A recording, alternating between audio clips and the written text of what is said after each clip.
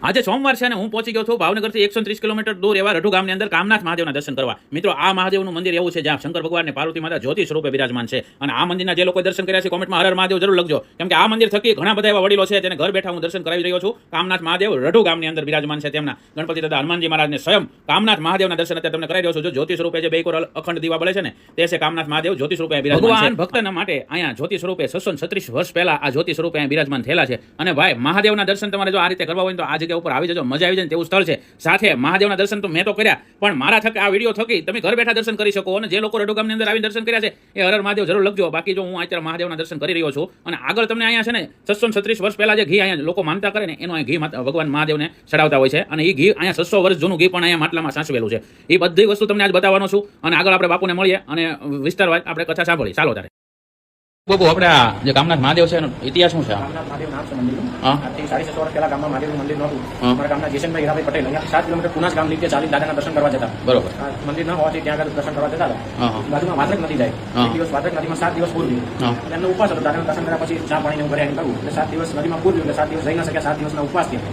ઉપવાસ થયા શરીરની સ્ટેમિના 95 વર્ષની એમની ઉંમર, શરીરની સ્ટેમિના નહીં કરતી એટલે મનોમન દાદાને પ્રાર્થના કરી, દાદા મારી સ્ટેમિના નથી ત્યાં સુધી આવી શકું, તમે એક કૃપા કરો, મારા ગામ રઢુ બેઠા બેઠા રીતે તમારા દર્શન કરી શકો। બરોબર। પટેલ રાતે મહાદેવજી સપનામાં આવ્યા, પટેલ મારા ગામમાં જોત લઈ જાઓ, જ્યોતિ સ્વરૂપે તમારા ગામમાં મારી સ્થાપના કરજો।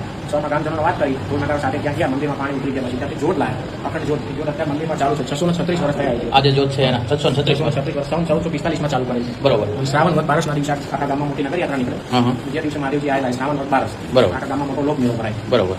જ્યાં બાધા જેટલું ઘી આવે છે જ્યોતની સામે જોઈને બાધા રાખવામાં આવે, મહાદેવજી મારું આટલું કામ પૂરું થઈ જશે, જેવું જેવું કામ સંસારના લગતી કોઈ બી સમસ્યા હોય મહાદેવજીને કહે કે મારું આટલું કામ પરિપૂર્ણ થઈ જાય તો મારી યથાશક્તિ પ્રમાણે ઘી ચડાઈ જઈશ, 200 ગ્રામ 1 કિલો 2 કિલો બધાના કામ પરિપૂર્ણ મહાદેવજી કરે છે એટલે ઘી અહીંયા ચડાઈ જાય। બરોબર। જોઈએ આપણે આગળ કર્યું છે।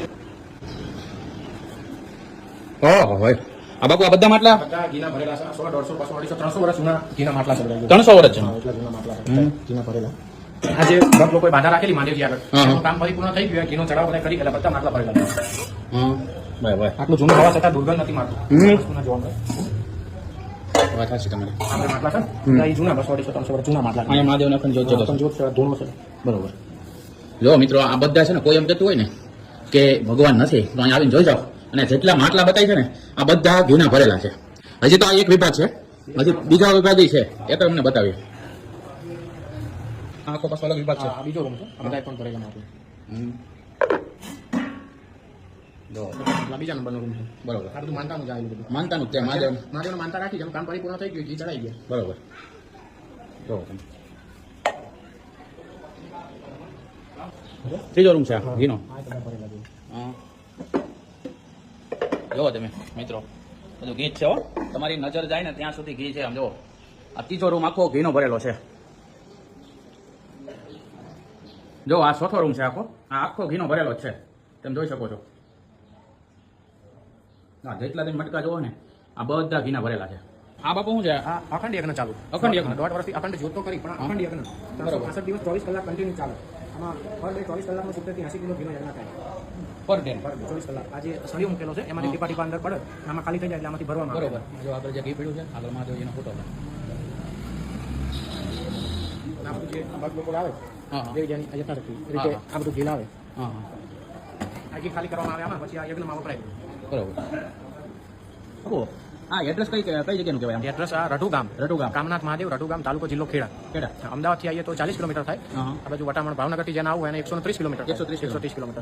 રાજકોટથી આવું એને 150 કિલોમીટર થાય, ધોળકાથી 15 કિલોમીટર રઢુ, અને ખેડાથી 10 કિલોમીટર રઢુ ગામ। અને મિત્રો હજી સુધી લોકોએ દર્શન નથી કર્યા, આપણા વિડીયોના માધ્યમથી આપણે દર્શન કરી રહ્યા છે અને બાપુએ આપણને ખૂબ જ સહકાર આપ્યો છે, આપણને બધા ઘીના ભંડાર દર્શન કર્યા, મહાદેવ વિશે આપણને જે બધી જાણકારી, બાપુશ્રીનો ખૂબ ખૂબ આભાર।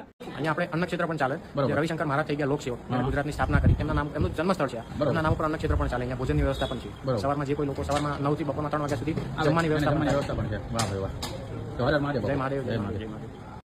મંદિરની પૂરી માહિતી આપણે બાપુ પાસેથી લીધી અને મને તો દર્શન કરવાની ખૂબ જ મજા આવી। જો તમે શિવ ભક્ત હો અથવા તમારા કોઈ મિત્ર હોય તેના વિડીયો શેર કરજો અને ફરી મળશું નવા વિડીયો।